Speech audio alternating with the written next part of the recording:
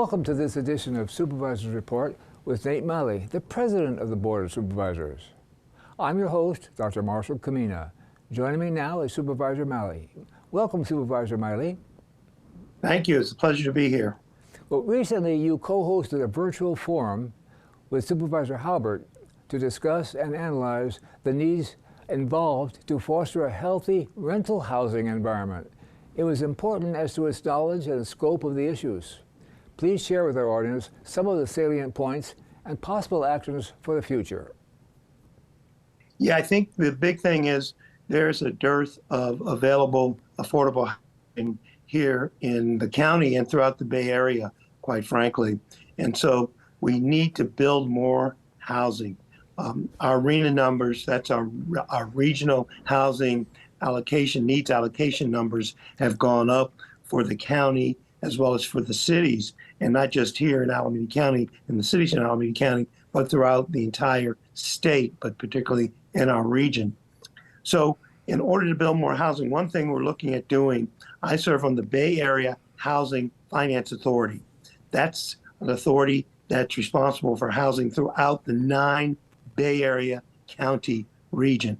We're looking to put an affordable housing bond on the ballot in November of 2024. This housing bond, should it pass, and the threshold would be 55%, particularly if the constitutional amendment passes at the same time, lowering the threshold from 2/3 to 55%, would provide roughly $1 billion.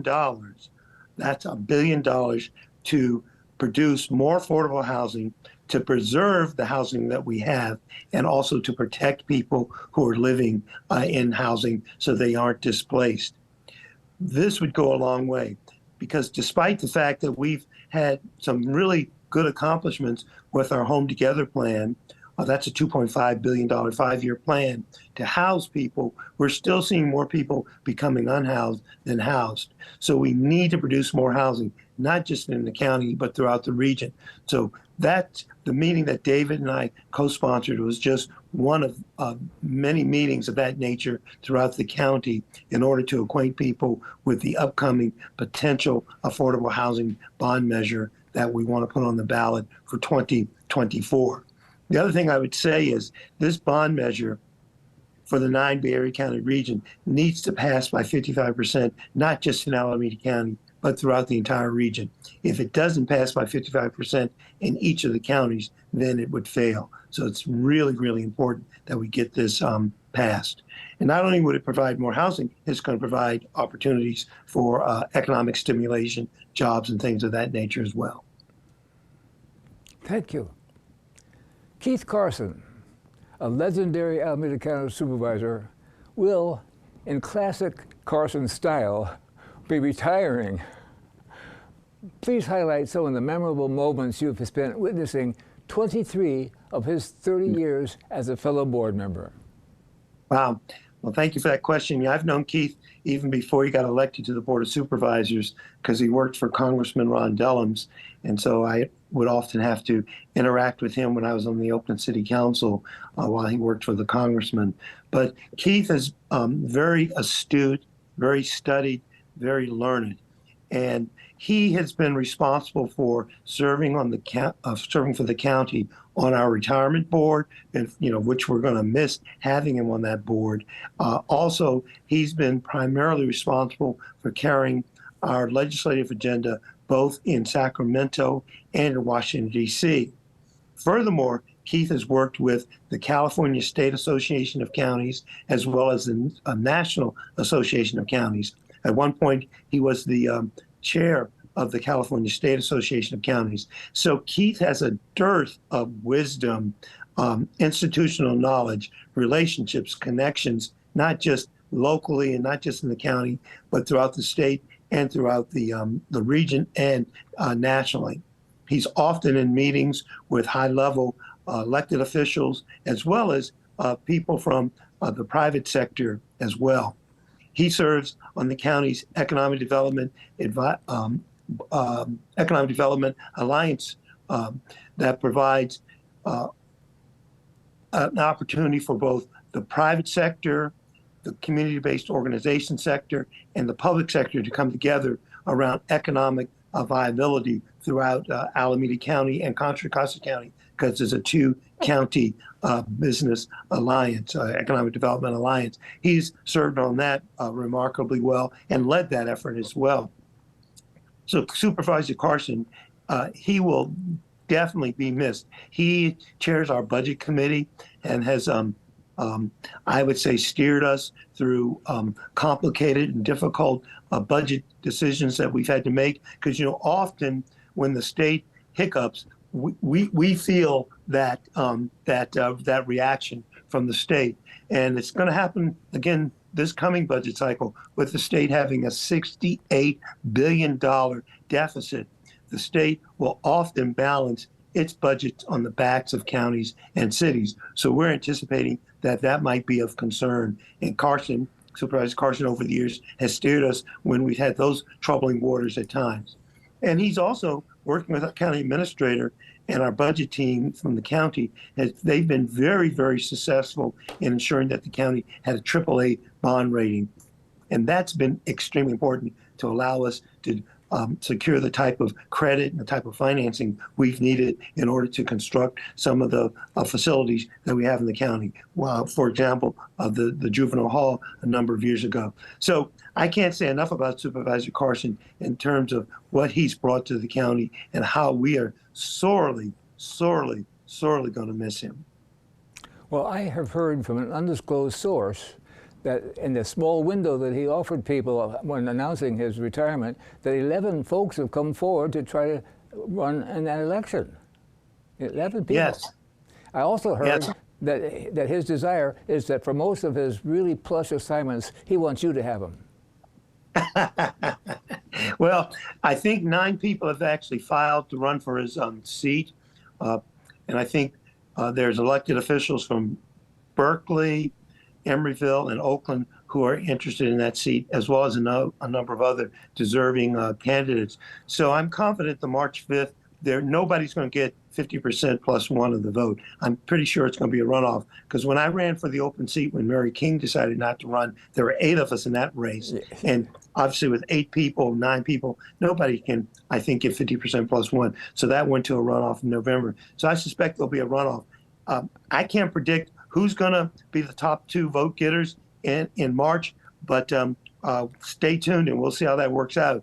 And then the responsibilities that Supervisor Carson had, I don't anticipate taking on any of those responsibilities, because quite frankly, I've got enough of my own at the moment. I'll probably just continue to provide the necessary institutional knowledge, wisdom, relationships, continuity, things of that nature that Keith brought to the table. And even the relationships and continuity that I possess, I don't think touches the degree of what Keith had, because once again, his relationships and connections go far and beyond the county, throughout the region, throughout the state, throughout the country. I haven't had a desire to serve on the California State Association of Counties, nor on the National Association of Counties, nor have I had a desire to work or lead the effort and be engaged in the effort with our lobbyists in Sacramento and Washington, D.C., as Keith had. And Keith's done a lot of international travel as well. I don't have those desires, but what I do is transportation, reparations, affordable housing, other issues, trying to deal with an unincorporated area that could be the 4th largest city in the county if it were a city. So I've got a number of things that I got to continue to advance myself. And so hopefully we'll get a good replacement. And also with Supervisor Halbert, I'm confident he's going to want to step into some of the shoes that Keith was occupying. Well, there's no doubt that he'll be missed, and we'll all feel it. But I'm looking forward to the future. We're going to take a short break. We'll be right back on this edition of Supervisors Report with President Nate Miley in just a moment.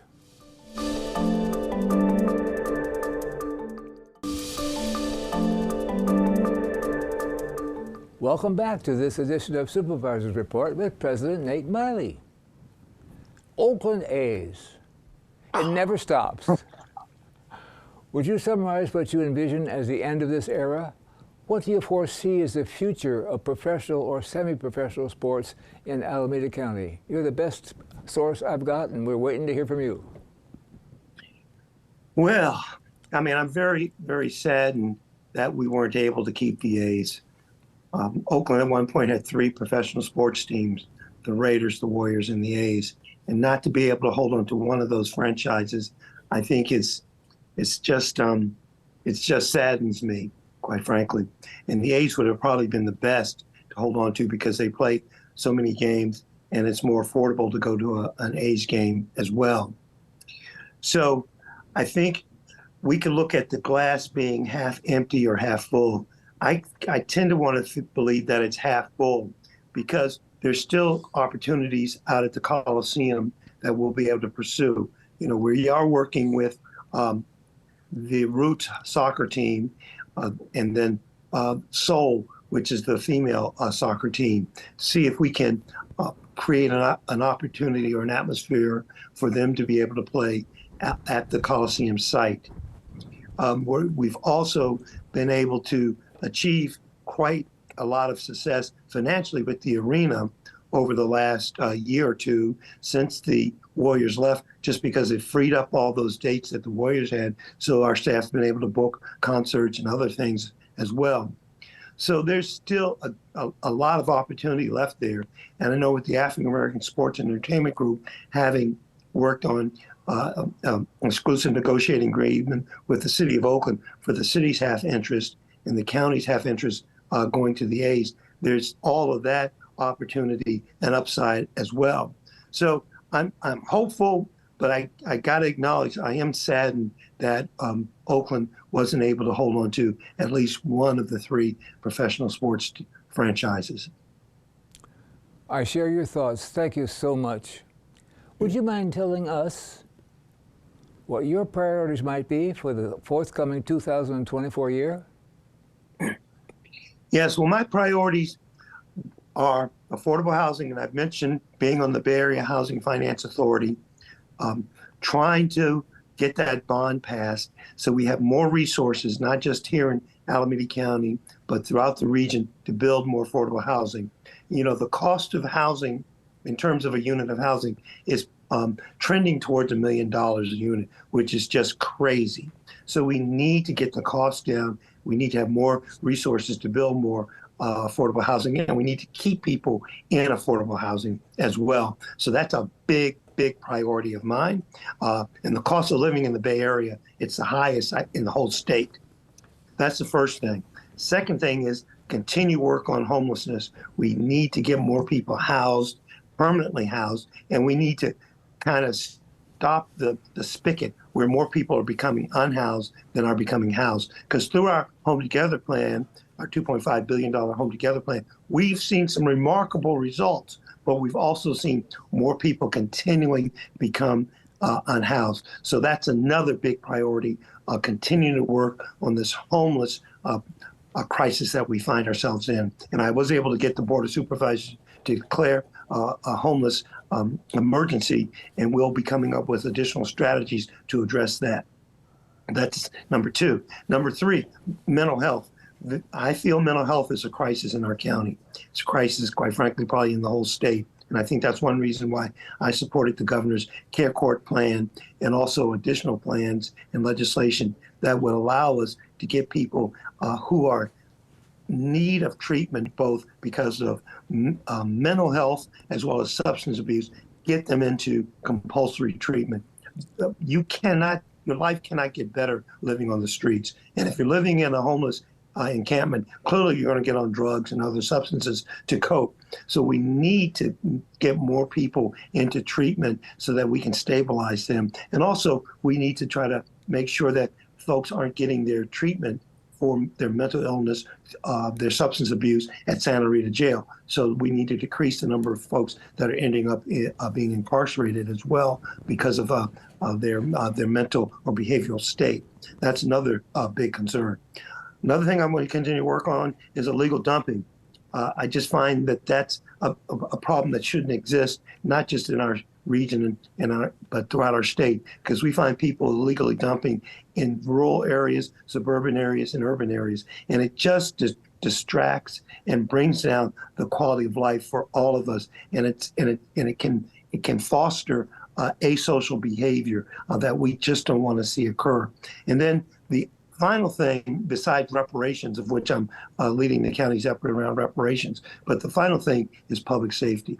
I really, really feel it's a big problem when government cannot provide for the public safety of its citizens. And we see a lot of lawlessness going on, from the sideshow, retail theft, home invasions, other things. And we just need to get a handle on that. We need to get a handle on that so people feel comfortable shopping, feel comfortable in their homes, walking their neighborhoods, and things of that nature. We need to bring down the sense of lawlessness, because if we don't, then we're going to dissolve, we're going to go to a state of chaos. And we can't have a society that's living in chaos. And I would just say, to just cap things off, I want to continue to deliver quality services to the roughly 100,000 folks that I represent who live in the unincorporated area.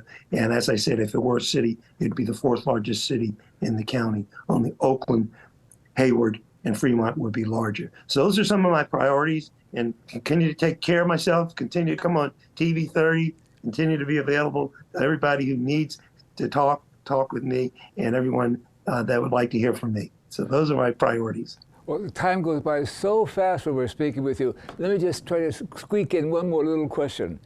To quote you, here we go, "Together we can make a difference." In 1986, you founded USAOC, United Seniors of Oakland and Alameda County. This organization now has over 13,000 members. You're currently the president. This organization has made a difference. Could you tell us about it? Yes, the United Seniors started in 1986, was incorporated in 1991. I started with the organization to help found it in 1986, mainly because resources were drying up for older adults. And our society just doesn't value older adults like it should. And that really bothered me. And I never anticipated being with the United Seniors all this time, but I've been with the organization since its inception.